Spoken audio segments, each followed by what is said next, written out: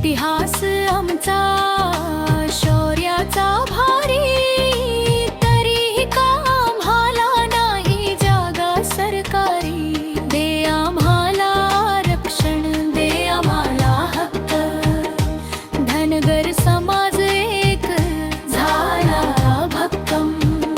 न्यायासाठी लढतो आम्ही छाती ठोकून. आमचा आवाज घुमतोय गावोगाव जाऊन.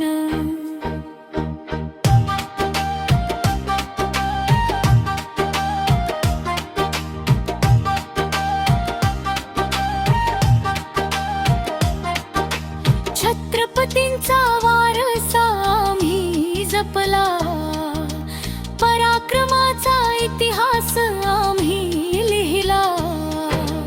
एकजुटीने आज शपथ घेत